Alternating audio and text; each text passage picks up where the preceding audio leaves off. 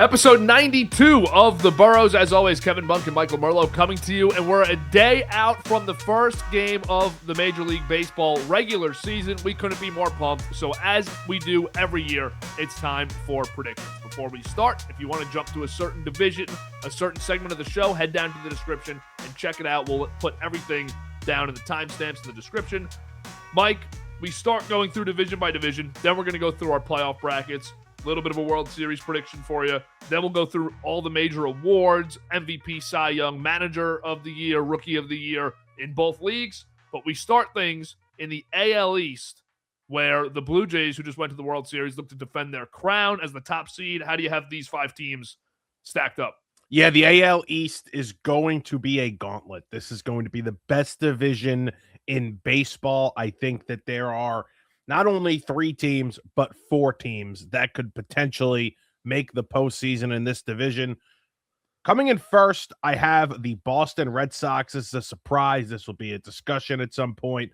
In second, I have the Yankees. In third, the Blue Jays. In fourth, the Orioles. And fifth, probably the best last place team in the league, the Tampa Bay Rays. So I have the same thing, but flip the Yankees and Red Sox. I don't even think you're crazy with what you're saying, because I have the Red Sox and Yankees projecting as two of three 90-win teams in the AL. So if we have this close race between what I think are going to be the 5 or 6 top teams in the AL, the Red Sox and Yankees will both be in the mix.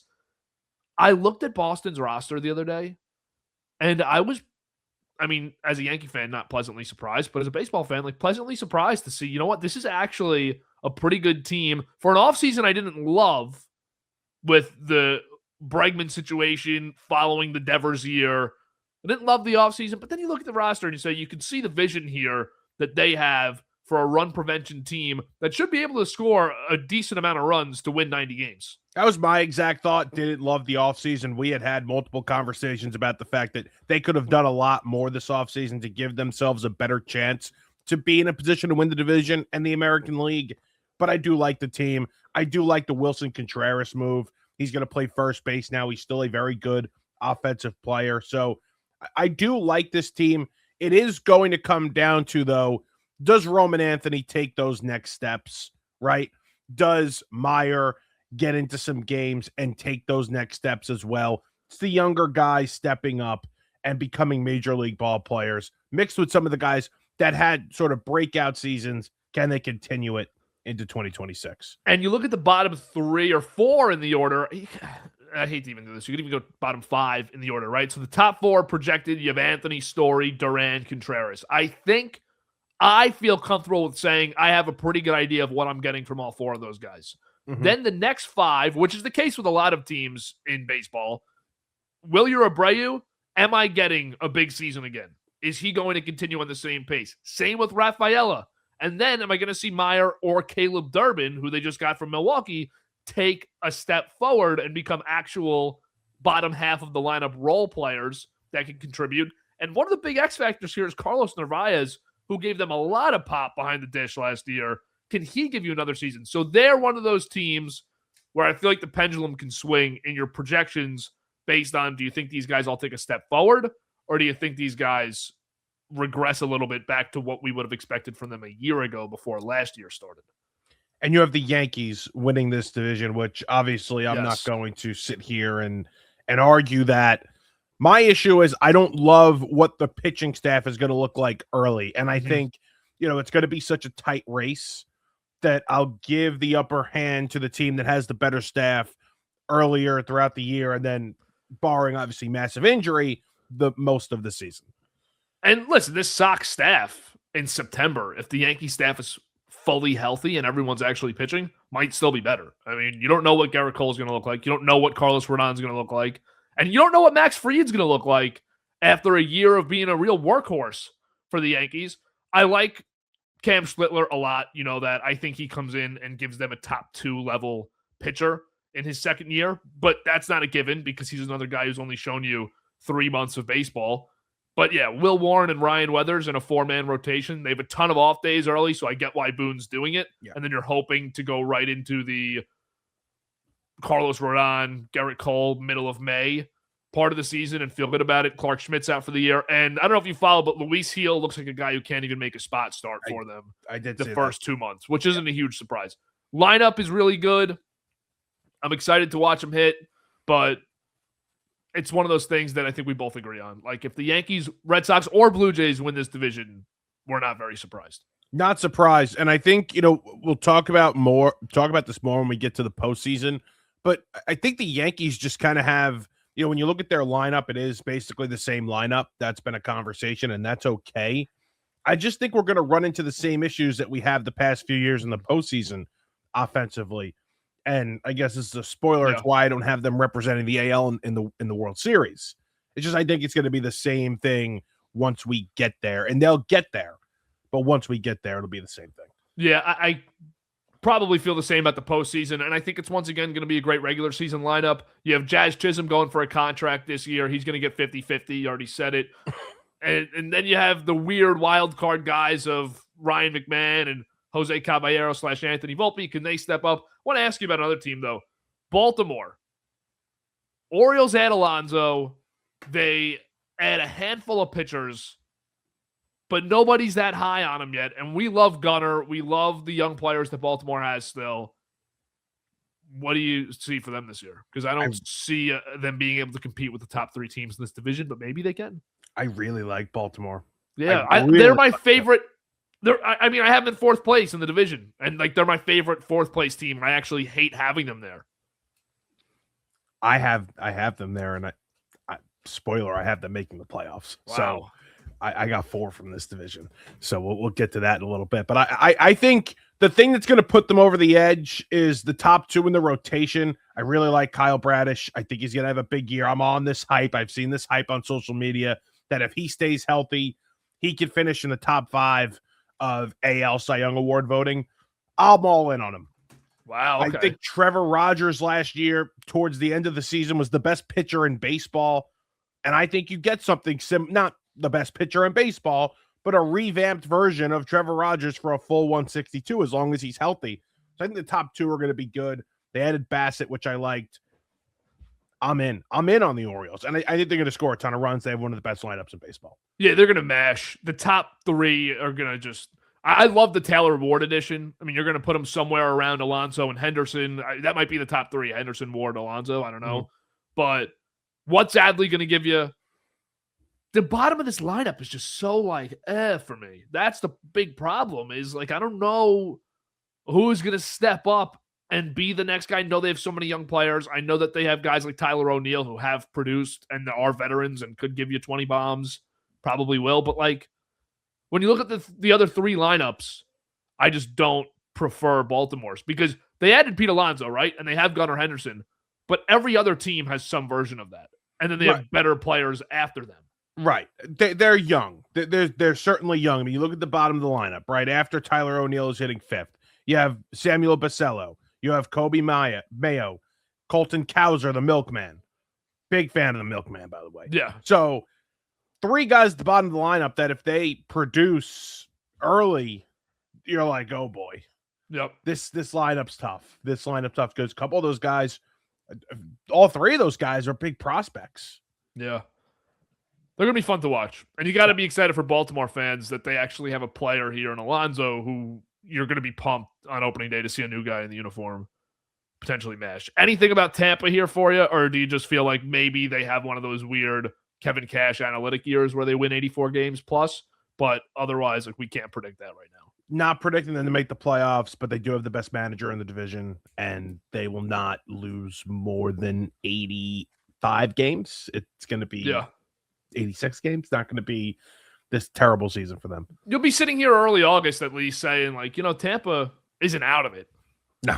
They can make a little run as they always can. And they will piss you. Listen, as a Mets fan, I've had to deal with the Marlins. They're never really good, but they play my team well.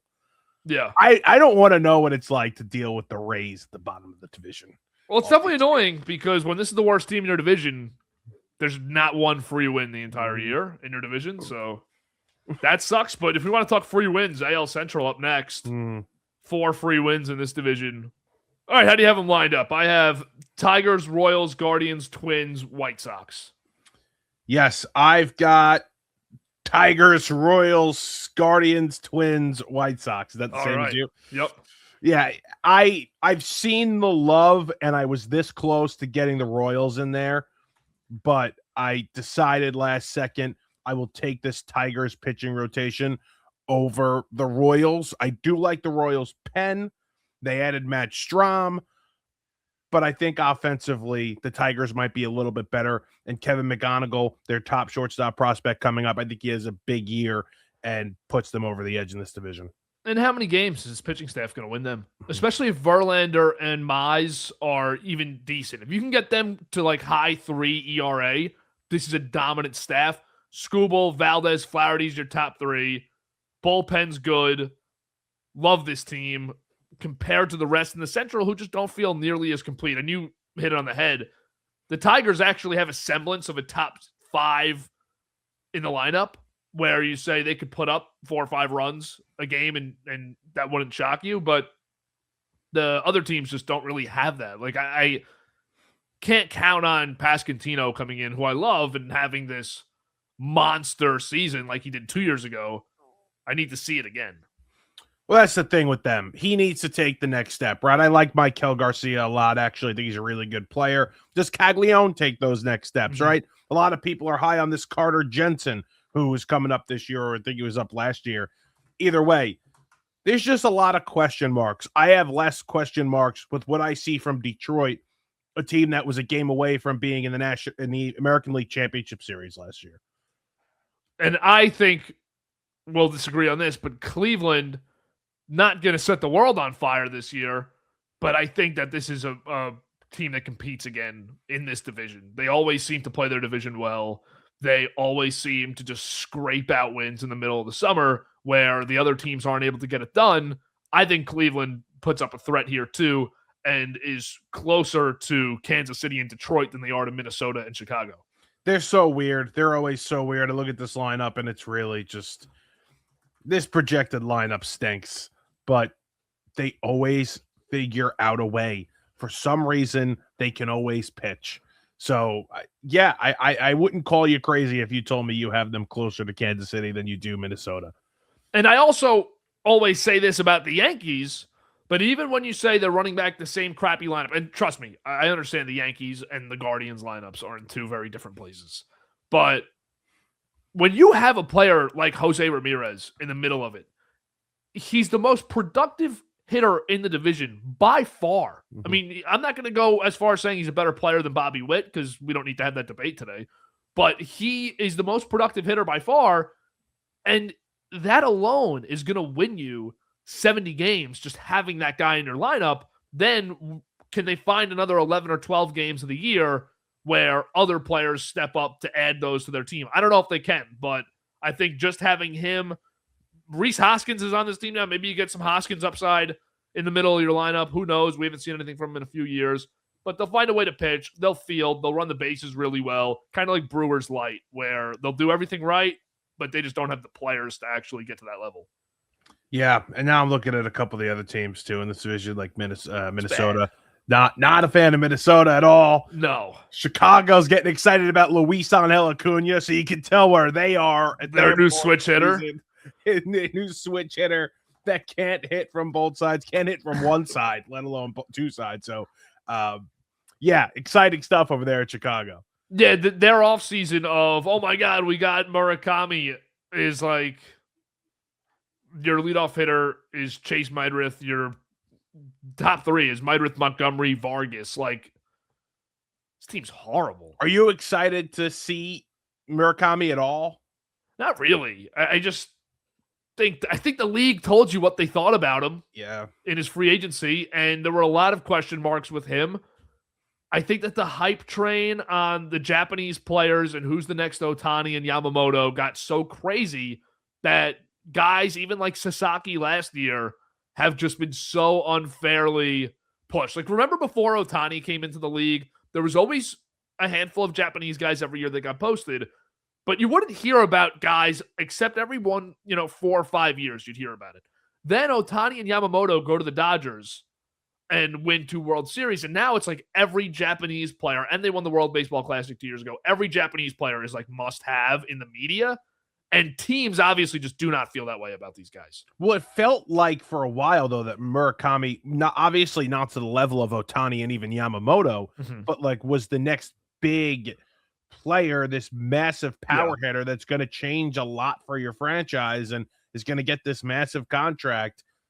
I'm excited to see what it looks like because I don't think, like, I agree with you. Teams told you what they thought of him, but these teams could be wrong. Yeah, I'm sure there were a lot of teams that were interested in these short-term deals. So let's see if they were wrong, and let's see if he's able to cash in after the short-term deal. I will say it's going to be nice to see the White Sox. I'm not going to ever turn the game on. That doesn't matter to me with the White Sox. But if they're playing the Yankees or if they're playing the Mets and I want to just turn it on to watch baseball, it'll be nice that they have a guy in their lineup that I want to see the at-bat. Okay. I'll put it that way. But otherwise, not too interested. And Minnesota is maybe my least intriguing team in the entire sport this year. They're so bad. There's not many young guys coming up either. The ownership is one of the worst in the sport. One of the worst in the sport. So they lost Lopez the entire year as well. So Joe Ryan is the only intriguing part of this team. And that is, where does he get traded and how much does he go for in July? Exactly. Let's go to the AL West here, who I have Mariners, A's, Astros, Rangers, Angels as my 5. Mariners as the second best team in the American League, ahead of the Tigers, behind the Yankees, and one of 3 90-win teams. I am shocked because I thought I was going to have the bold prediction in the AL West, and you took it from me. I have the Mariners in first, the Astros in second, the A's in third, the Rangers in fourth, and the Angels coming in fifth. So but we both like the A's. We both like what this A's team has done. Sacramento A's. I almost called them Oakland as I started. I love this lineup, and it's fun. Like, this is the lineup that I'm excited to watch this year, that I understand maybe I'll overhype right now, but how do you not get excited about a top 4, top 5 of Kurtz, Langoliers, Soderstrom, Rooker, and Wilson? And then their bottom 4 has upside too. They're so young. Jeff McNeil, veteran leader in here now, your guy. But they're so young. I don't know if they're going to be able to pitch at all. They have competent top 4 pitchers, but in that park, I don't know if this team has a top 25 ERA. I'd probably be surprised if they did, but I'm excited for the lineup, man. I'm excited to watch them hit. I think that they're going to be one of the 5 or 7 best scoring offenses in baseball this year with that home field. And these guys just mash. And Kurtz might be on his way to being the next complete full-blown superstar offensive player in the league after what we saw last year. I mean, if you take him from last season and put him over 162 games, he's right there with Raleigh and Judge for MVP voting. Like, he probably just finishes 3rd, but he'd get a vote or 2 because of the team he's playing on, but he's got protection. This lineup's really good, the top 5, and they're young. It's going to be fun. I wonder if Olsen's like a good comparison for him, or is it too much or not enough, I should say. He's that incredible. He might be that good. This top 5, you mentioned it. You had Wilson in there who won a batting title. Did he win the batting title last year? Was he Rookie of the Year? And then Judge, Lawrence. I think Judge ended up with the batting title, no? Did he actually? Or was it 2 years ago? Either way, he hit over 300, Jacob Wilson. Then Lawrence Butler rounding it out 6th. You talked about McNeil. It's a great lineup. It's an absolutely great lineup. Now, they're going to be playing in the dead of the summer in the humidity of Sacramento, right? They're not going to pitch. They don't have the pitchers in general, but they're not going to pitch. But they're going to mash, and they're going to have advantages playing in that heat when they will be playing in it, because these teams are not going to be used to it. So I think they win more games than you think. Maybe not you, but most people think. Yeah. And offensively, this is going to be one of the 5 best, most productive lineups in baseball. Yeah, I just have to plug it quick. Judge won the batting title last year. He had 331. Wilson was second, 311. Okay. So Judge 20 points higher. Yeah. Okay. That's ridiculous. Your guy Bichette tied with Wilson. Right. Well, Bichette this year, according to Nico Scarlatos, is going to win batting title in the National League. Let's go. Back to the Mets. All right.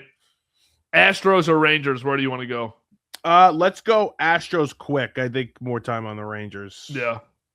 Astros, I'm not excited about. It's too much retread stuff. I personally, as a fan, just hate the Correa trade. Like, I don't want to watch him there anymore. I don't want to watch this team the way they are anymore. All the exciting young players they had are gone. I mean, Bregman, obviously one of those guys that are gone, but like Kyle Tucker was ascending into face of the franchise with Alvarez. Now Tucker is on his third team in 2 years. I just don't like the outlook on the Astros. They bore me. I'll watch Hunter Brown. Love watching him. Other than Brown, though, I really have no excitement here. Pena maybe is fun to watch at this point, but I'm just tired of this team. Yeah, it's very interesting. I don't love anything about this team for the most part. Offensively, you need a big bounce back from Yordan Alvarez. Where is he at? Is he still injured? Right. Altuve's getting up there in age. Can't expect much. Don't love this lineup. I really don't love their pitching staff. The bullpen's good. I'll give them that. But everything, Hunter Brown, and then there's really not much after that. Lance McCullers is still in this rotation. Yeah, it's crazy. It's like the problem with this team, it's not like the Brady Patriots where I'm like, oh, I'm so tired of watching them in 2018 or 2019. It's, all right, this team was a great championship squad for about 8 or 9 years. Now they're just so boring, and it's the same players. So I'm so tired. Like, what? The fact that Lance McCullers is still on this baseball team is just wrong. I mean, this is not okay. It's crazy. And again, Hunter Brown is one of the 5 best pitchers in the American League. Absolutely. So maybe in all of baseball. He might be the 5th best in baseball. Like, how are we not sitting here? And I understand Valdez had issues off the field, but how are we not sitting here replacing Framber Valdez, right? Jim Crane, their owner, came out and said this morning or last night that their World Series, their window will never be closed. I feel like it's closed. I feel like they can't even make the postseason this season. I'm just looking right now. You know who the youngest player on their team is? Is it Paredes? It's Paredes. He's 27. Wow. Can we get a 24-year-old on this team? He doesn't even have to be good. Doesn't even have to be a top prospect. I just need some youth on this squad. When Isaac Paredes is your best player with almost 5 years of service time. You know what the issue is too? I mean, your youngest, not your best. It's like you go out there and you make the Paredes move, and it's like, all right, this is a weird trade. You go out there, you sign Christian Walker, who was a good player in Arizona, but has really not worked out. And when you're a team that's not spending a ton of money, you're spending a little bit of money, but you're not going out there and spending like the big boys. When you do give out a contract like the Christian Walker one and it doesn't work out, it really hamstrings you even more so than other teams. Yeah, it does. And then you add the Correa contract, which isn't even a lot. I know that the way it's structured, it's like they're taking on a pretty fair deal, but it's just adding money on guys who are not going to give you the return you need to replace the production of Bregman and Tucker. I mean, if you want to extend your championship window, Altuve's not really contributing to that production anymore. He's probably, a 750, 760 OPS player now. Mm-hmm. You needed to find other guys. And the few ways to do that is say Bregman and Tucker are off the books. Let's go spend big on guys like Suarez for a year, Eugenio Suarez, or just players of that ilk who are 1-year veterans. Let's see if we can get the home run production into the lineup. Or who are the 24, 25-year-old guys who we can start taking flyers on all over the league, moving around our veterans to get younger, see if we can find the production in the aggregate that way. They haven't done either of those things. They brought back Correa thinking that puzzle piece would fit. It doesn't.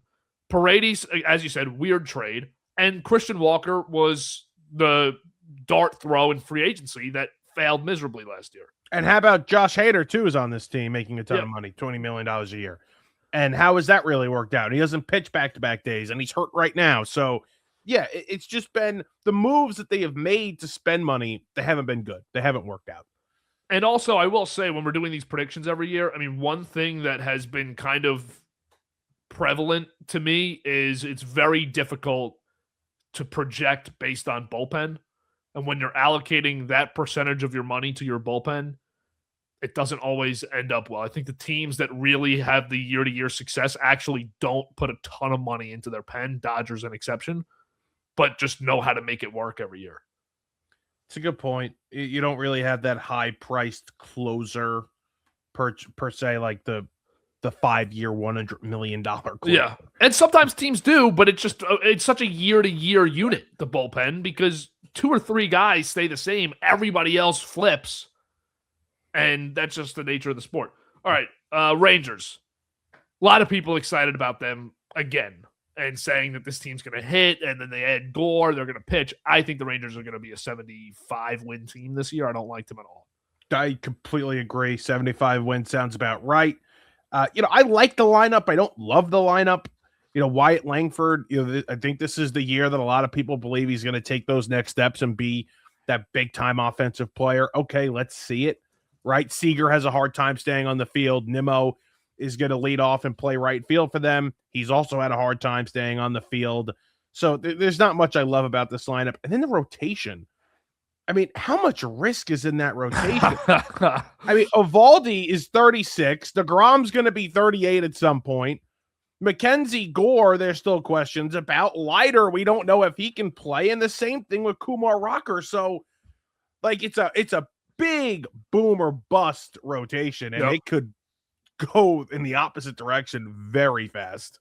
It's amazing that this rotation exists with the top 3 guys for different reasons are complete ticking time bombs. I mean, when it's like the way I feel about all 3 of them is, okay, this is fun right now. When is this going to go wrong? When is one getting hurt? Gore, I just don't know about Gore really right now. I mean, jury's out on him, I think. Just got a little too excited about him too early. And then Leiter's entering this year of make or break. Yep. I mean, he has not been good. And I think we're sitting in a position where, depending on how this season goes, we might be sitting here a year from now and he's a bullpen guy in a different organization. Yeah, it's a massive year. It's make or break, like you mentioned.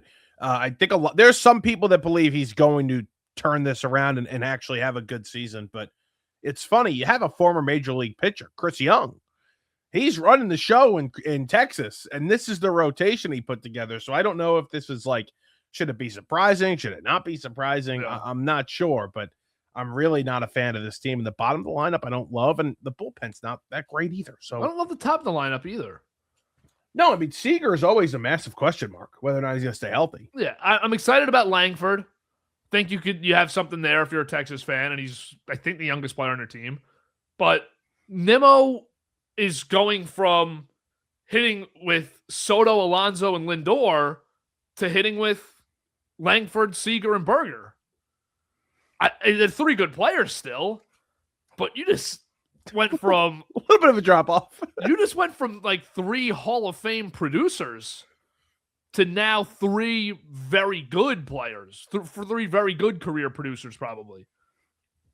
I'm not a fan of Nimmo. I also don't think he's going to stay healthy. So that's it's the other issue. And defensively, I mean, gives you nothing. So nothing, absolutely nothing. Now he's playing right field. Yeah, I don't like this team.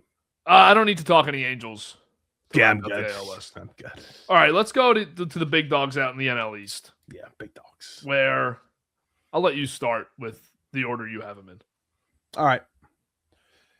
So I have the New York Mets coming in first place, the Atlanta Braves in second, the Philadelphia Phillies in third, the Marlins in fourth, and the Washington Nationals coming in fifth. Can I say this? Yeah. I said this last night on the Mets pod, and I'll say it again here. This is the best I have felt about the Mets winning the National League East in a very long time. And it's not just because of the Mets. It actually has more to do with how I currently feel about the Phillies and the Braves, how banged up the Braves are. Their rotation is so banged up. They've had injury issues in their starting lineup. You look at the Phillies. They haven't added much this offseason. Their rotation's worse. They're getting older, right? There's some regression candidates. So it's the way I feel about the other teams, and then the way I feel about how the Mets have revamped their roster, and they look like they are going to be a very productive lineup with pitching depth. I'm excited. The thing that really excites me about the Mets, and by the way, we have the same standings in the NL East here. The thing that really excites me about the Mets, we've joked about this before, it's that they stunk last year. And when the Mets stink last year, I think they're going to be good this year. They're very much so an every other year team at this point in time. And I agree with you that they're just better. I mean, the collection of players is too good for them to suck 2 years in a row. I can't see it happening twice. I think last year's team, ironically, the last 2 years with the Mets, I think they hit their ceiling in 24, and that was in 24, and that was an unbelievable run by a team that probably wasn't quite there. And then last year, I think they hit their floor as a team, and everything with the pitching staff went wrong. But I like the top 2 pitchers they have this year. I love the year 2 projection of McLean. I think he's going to be even better than people think. And then I honestly don't love Freddie Peralta, but I like him as a 2. So I'm fine with that. I consider McLean the ace. And then the next 3 guys you have upside with. I mean, Peterson, Senga, Holmes could be a stable 3 through 5. I know Mets fans have PTSD there, but could be. Bullpen's a lot of 50-50 guys. Yep. So that's yet to be seen. But we talk about a lot of the top 4, top 5 lineups in the league, the top 4, top 5 guys in each lineup. Lindor, Soto, Bichette in a top 3. You're not finding a better lineup outside of the Dodgers. It's going to be difficult to get through those 3 guys. And I think Bichette is such a great hitter with runners in scoring position. I think he's easily going to drive in, as long as he's healthy, over 100 guys. I don't know how many home runs he hits. I think the average is going to be up. I think the runs that he is going to produce from hitting behind these 2 guys, I think he's going to have a monster season in terms of production. And he's got to be looking at this as a contract year. He's getting paid a ton, and he's got 3 years of player control with the Mets, but he's got to be looking at this saying, I could get the big $200 million plus middle infielder or third base contract this offseason. Then after those 3 guys, I don't love Luis Robert. I know Polanco will probably hit cleanup. I don't love Luis Robert after that. I don't love Beatty. You know that. But those are 3 guys who could clean up the top of the order nicely. Yeah, I don't think it'll be Robert. I think to start the year, it's going to be Simeon. Yeah. And then I think we'll get more to then Simeon. I would go Simeon, Beatty, Robert, Benj, Alvarez is kind of how I would go. But I think Alvarez is hitting 5th in this lineup by the middle of the year. I think this is finally the season that Francisco Alvarez takes those next steps and becomes a productive offensive player, not just an okay defensive catcher. I think Alvarez finally takes those next steps here, becomes that, 20 to 25 homer guy, stays healthy, hits 250, feeling good about him. And then you flip to the other teams, and Atlanta is another squad that has a lot of players looking for bounce backs. Last year, a lot went wrong with it. We were just texting about Austin Riley the other night. You got him on your fantasy team. Yes. I expect to bounce back there. I expect the Olsen bounce back. I expect Michael Harris to have a much better year. But they might not. I think that they're going to be right there with the Mets. I think this team is going to be really competitive the whole season, and this lineup's going to be back to hitting. Can't love the pitching staff. But, it's like, when does Chris Sale die out? Right. That's the question that we have to ask. Listen, you could argue that they have a top 5, top 4 in their lineup. So a top 5, 4 guys in their lineup. Acuna, Baldwin, Olsen, Riley. I agree with you. Acuna healthy. He's one of the best 5 best players in baseball. I do think Riley bounces back in a big way, healthy finally. Now let's go through the bottom 5 here, Kevin. Yeah. They've got Yastrzemski playing in left. Albies, who's been pretty bad the last few years at center. Yep. Harris was terrible last year. I think he does bounce back a little bit in center. Dominic Smith is currently the DH, and the shortstop is Mauricio Dubon. Dom Smith's got to have some dirt, man, on the league, because he pops up every first week of the year somewhere. He's hitting the crap out of the ball for them in spring training. Yeah, he is. He is. He did it for the Yankees too last year. That bottom 5 is bad. Bottom 5's really bad, with the exception of Harris, who I do like. But yeah, it's bad. I don't The know. rotation. I mean, Strider's on the IL. Yeah. Ronaldo Lopez isn't touching 95 right now. Grant Holmes, Bryce Elder, Jose Suarez. And this is one of those teams where you're looking at the bullpen saying they have to be really good because they made the investments into it with the Iglesias contract and then adding Suarez to the mix. And you have to have those guys dialed in this year with some supporting players around them. But after those two guys, like, who's the best guy? Dylan Lee? I mean, it's tough to look at the rest of that pen and say you're pumped. But you don't need much more, as we were saying before. I have them making the playoffs. Like, I think they're a playoff team. Yeah, I think do the too. top 4 carries them. You get Strider back. He's got no bleak strain. You get Strider back. I think Schwellenbach will be back by the middle of the season. You get these guys back. But don't love them. Pivot to the Phillies, though. Disgusting. I think if we look at every team from last year, and I haven't actually done this, so maybe I'm dead wrong. If you look at every team from last year, which strong unit took the biggest hit going into this season, it's the Phillies pitching staff.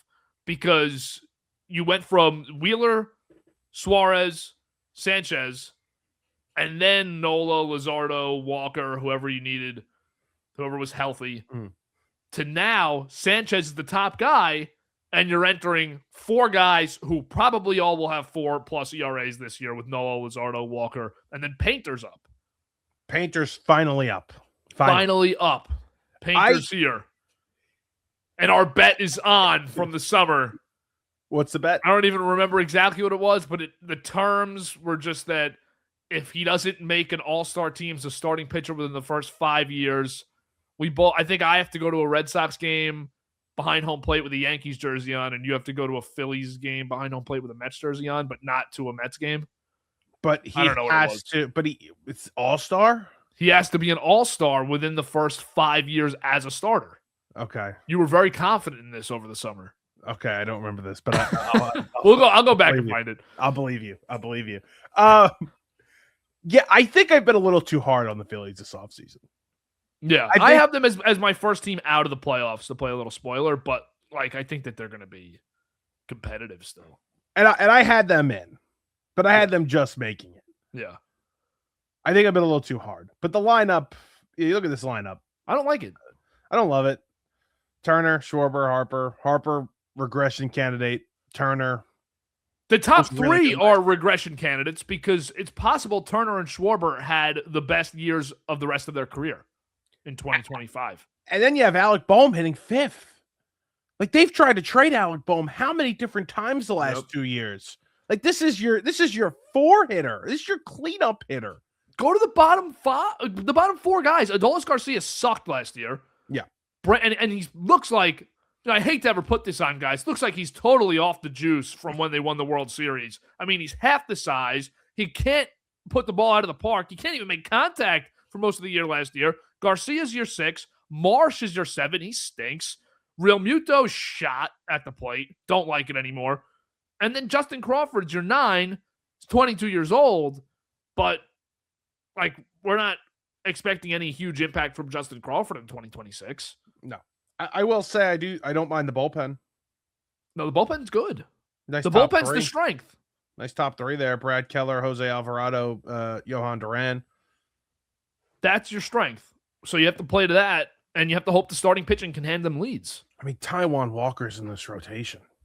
It's bad. And he could get bumped out. He could get bumped out at some point, logically. But it's no guarantee that Painter is really good in year 1. And Wheeler, like, when does Wheeler come back? He's coming back from serious injury. So I don't know. I don't love it. I don't think you can factor Wheeler into your plans in 26. If you get one of those, they are. I know, and that's why I think if it's one of those, if you get him back and actually get him for an extended run instead of he pitches 2 or 3 games and gets shut down again, that's a huge added bonus. But I would be operating as if I do not have him, and if I get him, it's one of those classic. We had Zach Wheeler as a trade deadline ad. That's how I would mentally think about it, but I would not be factoring him in. Christopher Sanchez is a 1 He just got paid too. And he is a Yeah. 1. He's really good, but it works better when you have one of, if not the best starting pitcher in baseball, pitching in front of you. Yes, exactly. So I'm not too high on the Phillies. I'm kind of tired of seeing them. How about the Marlins and Nationals? The Nationals completely stink. I don't have to talk about them at all. And then the Marlins, like feisty 78-win team. Yeah, maybe a little too high, but yeah, that's fine. They're feisty. They're young. They got some good players here. Obviously, Kyle Stowers going to miss a couple of weeks here to start the season. He's a good player, though. He's going to be a problem. And Yuri Perez, Sandy Alcantara, Max Meyer. It's a top 3 in this rotation. I like him. I love him. We'll see. 75 wins. Is that fair? Yeah, somewhere in that range. Where's Edward Cabrera now? The Cubs, right? Chicago. Cubbies. We'll talk about them now. NL Central. Yep. I have Brewers, Cubs, Reds, Pirates, Cardinals. I have Brewers, Cubs, Pirates, Reds, Cardinals. Is that what you had? Brewers, Cubs, Pirates. Flip Reds and Pirates. Yep. Okay. I knew that. I knew that was going to happen. Yep. Yeah. Yep. So both like the Brew Crew. Love the Brew Crew. I think they go over 95 wins again. I think that the Brewers just have a formula here, and their big offseason loss is Freddie Peralta. That's the big negate his stats guy, but I think that they find a way to continue replacing Peralta's production. That's just what the Brewers do. And honestly, in a contention window, I don't know if they move him for what they got back, which is a good return. I don't know if they move him after winning 97 games if they didn't think they could easily replace that production. I completely agree with you. And I think they replaced the production not only with what they got in the trade with the Mets, with Sprout, but they're going to get it with Woodruff, who's coming off of injury, but is going to be ready for the start of this season. Obviously, a full season of Mizorowski. They traded for Kyle Harrison. Remember the Caleb Durbin trade?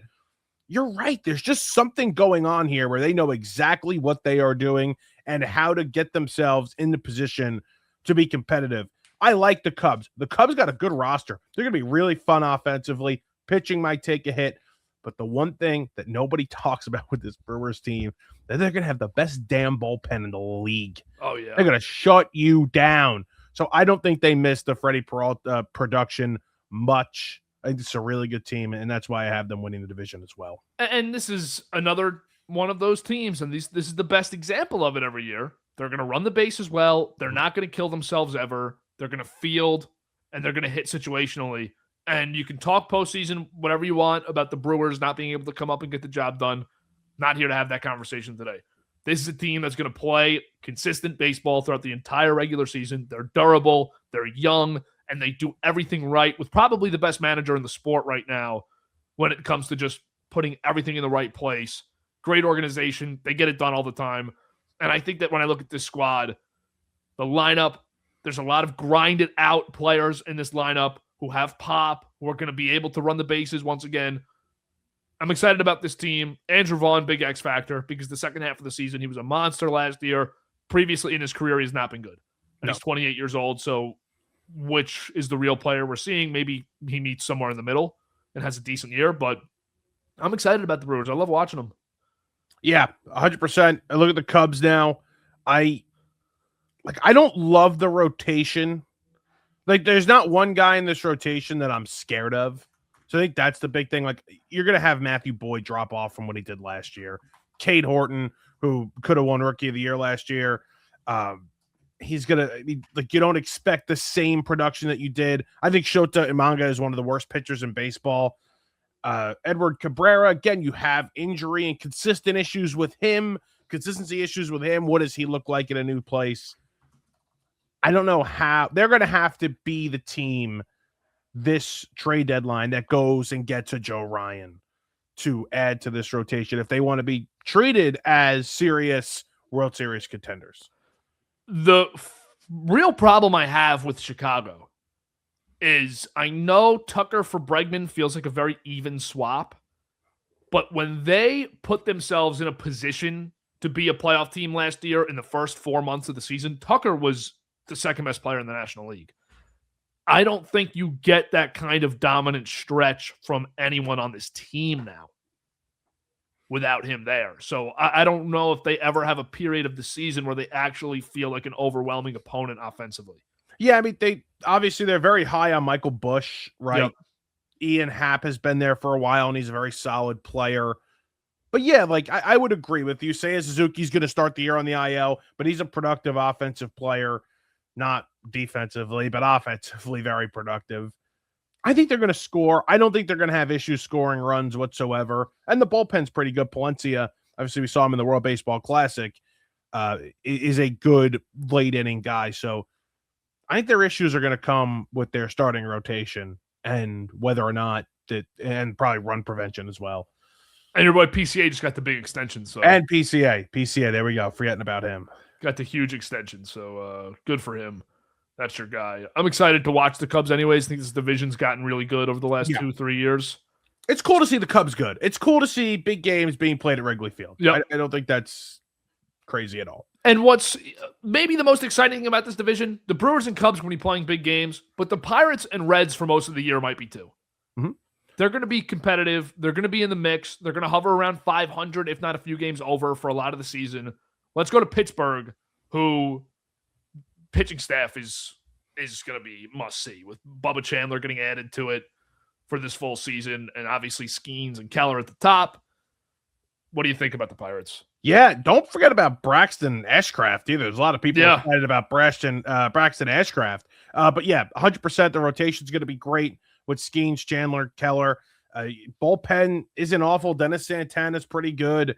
So it's really going to come down to what this offense looks like. And they have added some major league hitters here. You know, adding Brandon Lau is a nice move to go along with Brian Reynolds. And, you know, I think Marcell Ozuna's done, but he's a name and he's a major league bat that they haven't had in years past. Obviously, O'Hearn was really good last season in a couple of different spots. So, you know, they just have major league hitters. I don't think this is a playoff team by any stretch of the imagination, but they could win 80 games.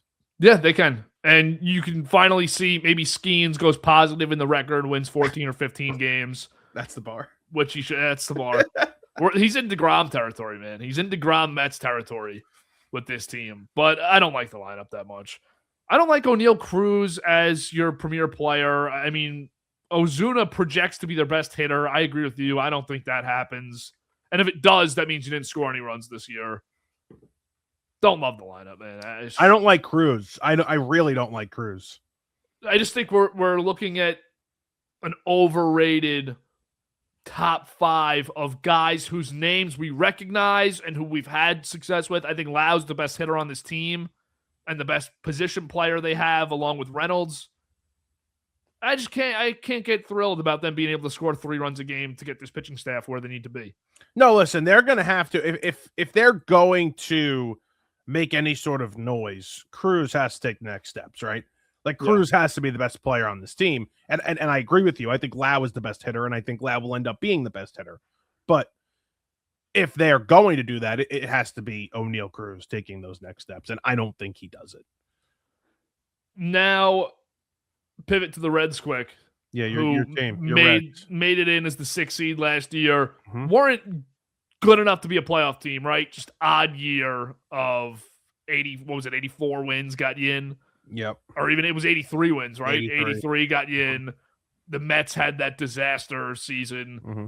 Diamondbacks too. And you're just sitting here saying, all right, Reds got in. Cool. How many wins did they actually add this year? Because in this extended playoff, I like to say 86 wins gets you in. But can they add 3 wins? Did they with Suarez? Maybe. Does Suarez have a huge year here? I don't know. He did not fare well in Seattle. I don't love the Reds like I did last year as a playoff team. I had them in as the 6th. I'm not obsessed with them here. I have them as a 3rd place squad, but in a bad division. Yeah, I had them in 4th place. Suarez is a nice addition. He's not going to add 3 wins. He's not going to add a couple of wins here. And like you mentioned, it's going to be more competitive in this National League wildcard race than it was last season. Yep. The pitching, obviously, Hunter Green's going to miss, I think, until July, basically 14 to 16 weeks here. You know, what do you get out of Chase Burns, young kid, right? Don't love this rotation, though. Don't love the bullpen. This is just a team with, you know, a great manager, man. I wish that they would be a little bit more aggressive go out there and add something. I know they tried on Kyle Schwarber, but why can't we be a little bit more aggressive for such a great Hall of Fame manager that could do so much with just a little bit more? All right, I want to play a quick game. Yeah. St. Louis Cardinals. Oh, God. How many players in the St. Louis Cardinals would you recognize if they walked past you in public? All right, go. Let me go right through the lineup. Okay. JJ Weatherholt. No. Mason Wynn. No. Alec Burleson. No. Ivan Herrera. No. Good player. Nolan Gorman. I don't think so, no. Jordan Walker. He's massive, so I think. Nathan Church. I never heard of Nathan Church. Pedro Paez. I don't know who that is either. Victor Scott. I know Victor Scott, but no, I would not notice him. All right. Starting pitching.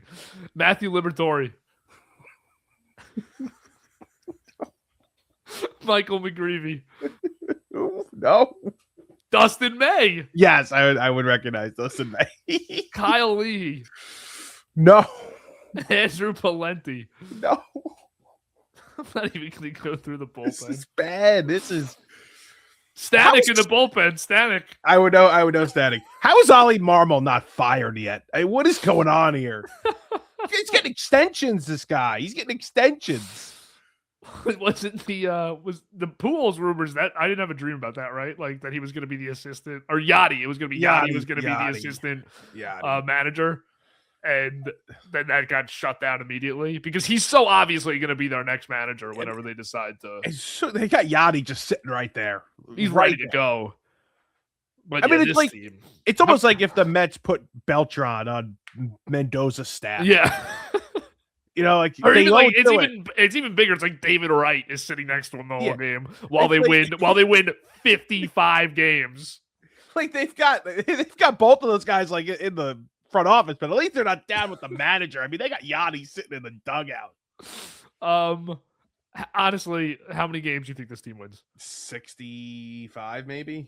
Wow. Is that too much? I think that's way too much. 60? Like I had him at 55, but it's because like it's the Cardinals and it's you have a little bit respect for the. I want to love the uniform and the team, and I want to watch them play big home games. That's the biggest problem with this division right now is the St. Louis Cardinals have not been relevant. No.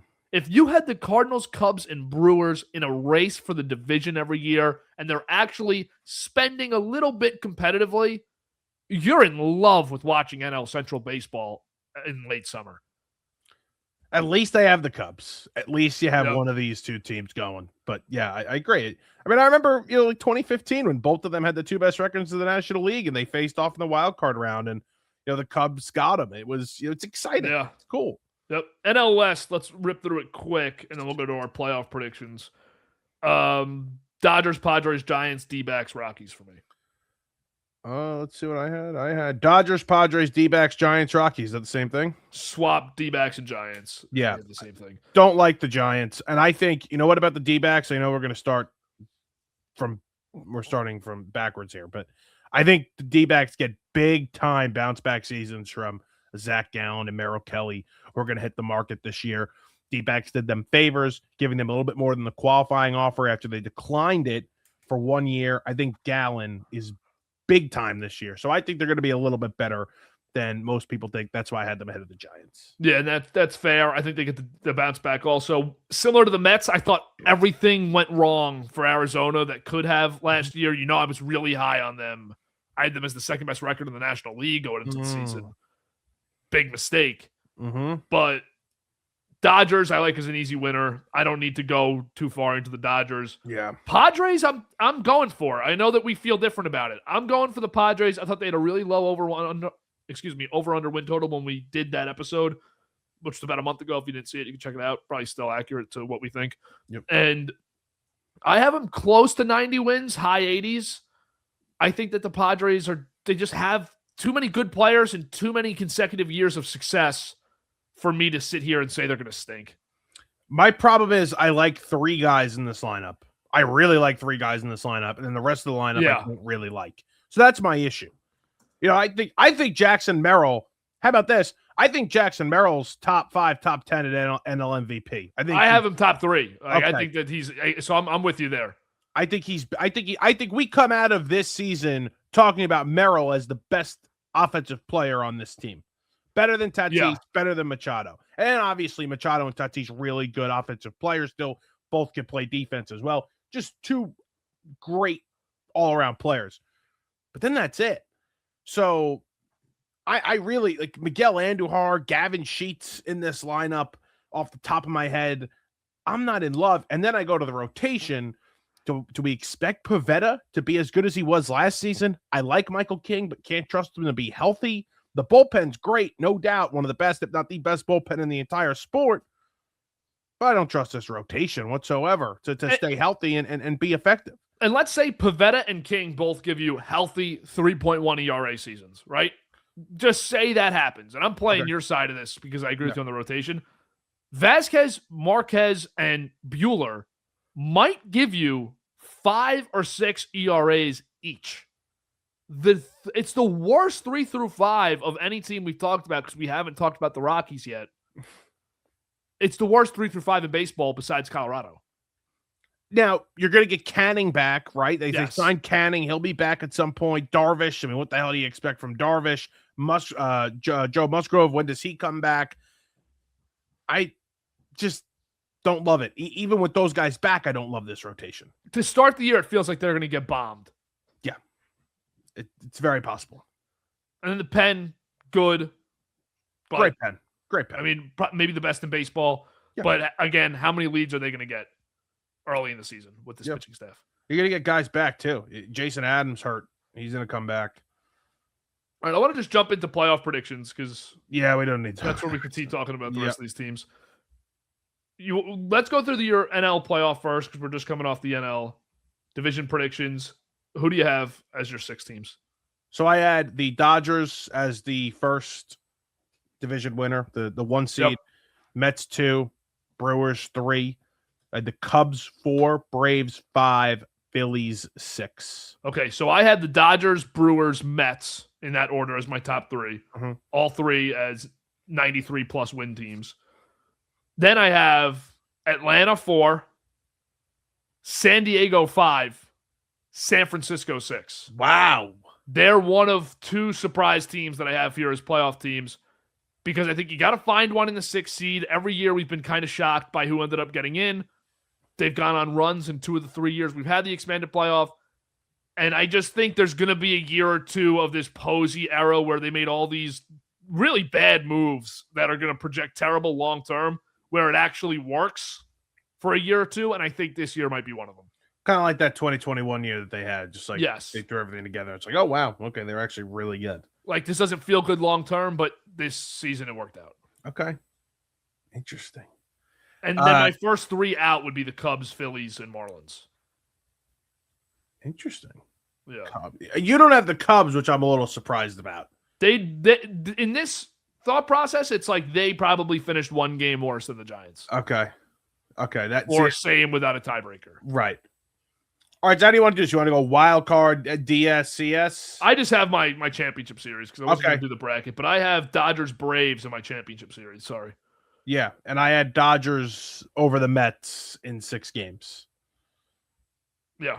Okay. I mean, it sucks that it's a completely chalk Dodgers to the World Series, but how else are you going to do it? I'm seeing a lot of people try and go alternate with the National. It's hard. I'm at a point where it's almost impossible. It's just like until they lose, I'm not going to do it. Because now this is 2 years in a row where I've sat here beginning of the season as one of the few guys who have said the Dodgers are going to be in the World Series. And I'm right because they're the best team. But it's not going to be pretty. Like, that's the thing. And you mentioned this, late in the season last year where it's not pretty and they're not trying, to be these world beaters in the regular season. They just need to get to October and then there you go. Yeah, I actually do think though that this year might be we have all these guys here in our prime. Like, do we want to go try and break some records? in the regular season after we just won 2 titles and we think we could do it again, but do we want to go try and just shatter some records in Major League Baseball this year? I don't think they're going to have the health in their rotation to do it. Yeah. I think a lot of these guys pitched a lot of innings last year, Yamamoto especially. I don't think they're going to have the health or the health luck that they've had with their rotation. And what stinks about it is that's really the only thing stopping them from winning another World Series is whether or not they're healthy at the right time lately. Yeah. That's what you're looking at. And the only thing, and maybe it's a 1% chance that could disrupt them otherwise, is like Mets get so hot the last 3 weeks of October, and it just happens that way. But the Dodgers now 2 years in a row have been so hot the last 3 weeks of October. I'm getting very nervous with the amount of Mets love that I've seen the past week or two. It's a lot.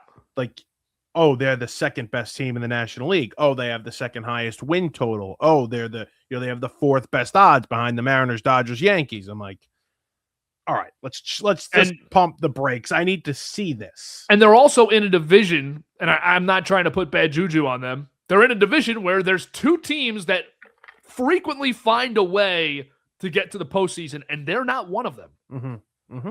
So until they do it, let's pump the brakes here and just see it unfold. I'd be shocked if they weren't in it again because they missed last year. So that's my great logic.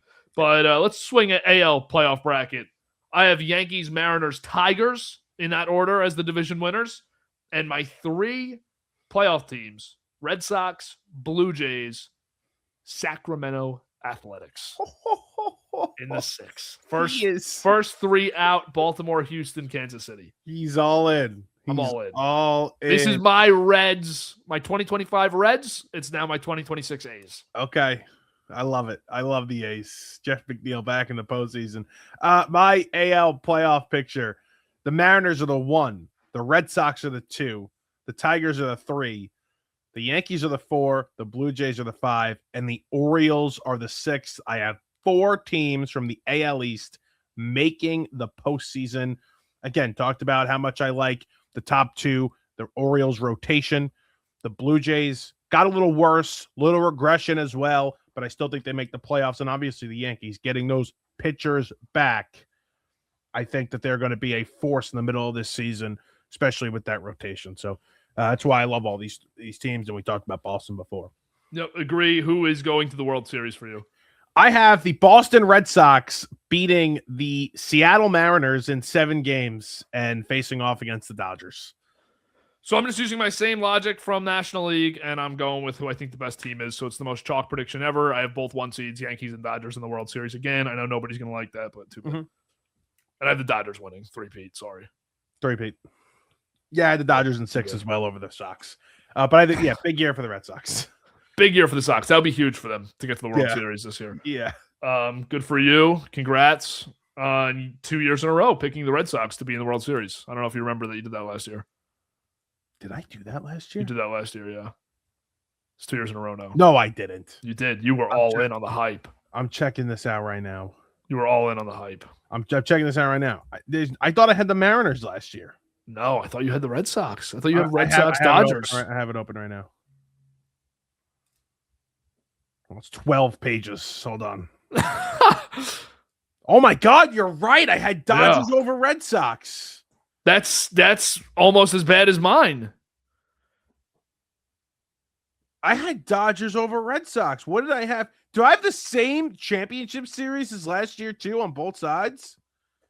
No, I had the Rangers. I had Red Sox. I had the same championship series on both sides. Yankees, Mariners, and Dodgers, Braves. What was I thinking? I don't know. You were all in on the Bregman Sox, dude. You spent an hour of the prediction show doing Bregman Sox. They're going to win the division. They're going to be the ones. I'm getting deja vu this year. No, I actually had them in second. Oh, really? Okay. Second. Yeah. Oh, I was all in on Crochet. That's what I wrote here. I had Crochet Bregman Sox. Yeah. You know what? You know why it's 12 pages? Because it had like the over-unders in there too. Yeah. And everything. 2 different episodes this year to spare you 2 hours of your life. All right. Awards. And then we wrap things up. MVP. I mean, AL, like I can't not with Judge, so I'm doing Judge for AL MVP. Who do you have? Can I tell you what I did? Yeah. I didn't pick Ohtani. I didn't pick Judge. I didn't pick Skeens, and I didn't pick Skubal. Okay? Okay. I'm not doing that. The only guy I did it with was Judge because obviously I have an affiliation with him as a Yankee fan where it's my duty to promote his MVP campaign already. So I have Judge. I didn't put any of the other three. Okay. And the reason why I didn't put the pitchers is because I actually think there's other guys that will win it over them. Yes. So, but the MVPs, like, disclaimer, it's probably going to be Ohtani and Judge, but these are the other guys that I want to give some love to. I'll go Gunnar. I've been on the Gunnar train for a while. I think Alonso really helps him in this lineup, and I think the lineup overall is just going to be better. So I think Gunnar gets back to 2024 form and wins the AL MVP. Can I give you my crazy take of the preseason here? If an Orioles player is going to win MVP, I think it's going to be Alonso. Why? Not because I don't love Gunnar, but I think that Alonso hitting behind him is going to help Alonso more production-wise on the stats more than it helps Gunnar. Because I think if I was an opposing pitcher, I would, no matter who is on the mound, rather pitch to Alonso in every scenario. Yes. So I think Gunnar is going to lose a lot of home run production. Not a lot, like maybe 5 or 6 home runs less because he increases his walks by like 15 or 20. Whereas Alonso, I think, has the inverse where he's getting so many, similar to what he got last year with Soto, so many opportunities to hit with a guy on base. I think there's a chance that happens. I think early on, though, with the season that Gunnar had last year compared to what Alonso did, I think it might be flipped early. And then could be once Gunnar starts hitting the crap out of the ball and looks like the MVP of the American League, I think we could see it flip over. Yep. To my NL MVP, I thought about going Merrill, who I just hyped before, but he's going to be my 3. Ohtani would be my 1. I'm putting Acuna, though.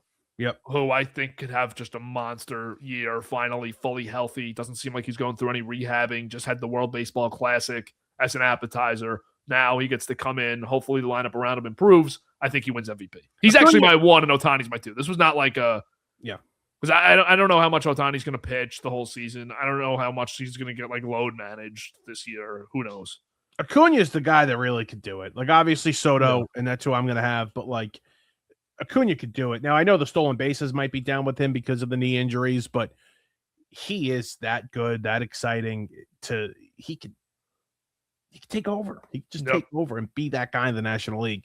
And I had Soto. I love Soto's comments about kind of testing and saying, hey, like I could win MVP. I'm going to win MVP. Ohtani better keep this up. The confidence that he has in himself. I think he is more comfortable, obviously, with the Mets now. It's a new team. I think that he comes into his own. I think he's the NL MVP. This is like you didn't want to show up today, so you just sent in a recording of last year's show for us to play. I know. I had him too last year. I had him too. Sox in the World Series. I know. Versus the Dodgers, and you got hold on? Soto MVP train is back.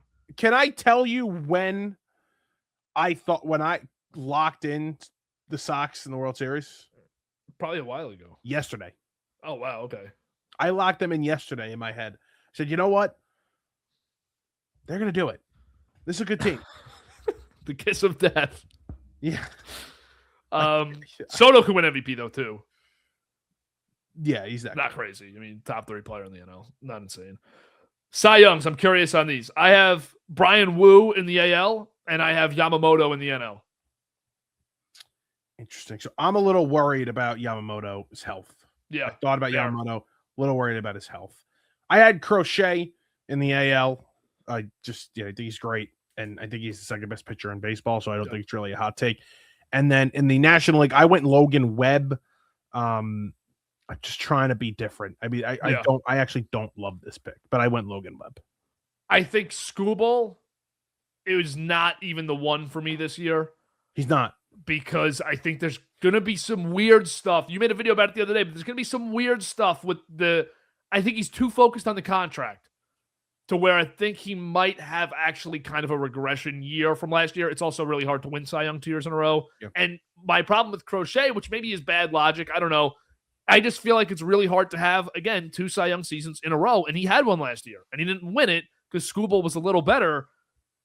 I don't know if Crochet has another year that great. He's good enough to do it, but I'm saying, full health, where you're just dominant every single night and you don't have a bad night or two in the whole season. He was almost perfect last year. He was so great, and he didn't win. I think it's going to be tough. And I like Wu getting a year better. Loved him through, August last year. Then he got hurt. He was a little banged up.